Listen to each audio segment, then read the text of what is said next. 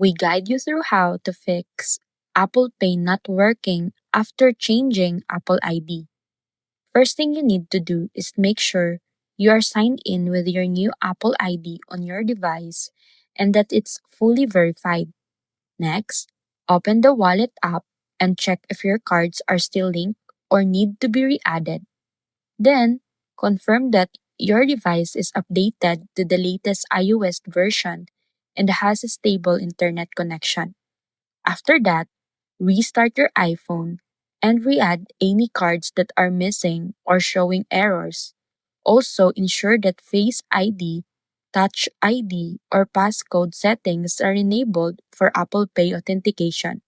And if Apple Pay still isn't working, contact your bank to confirm there are no holds or restrictions on your cards.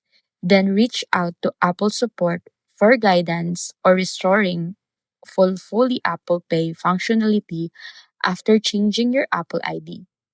So that's it.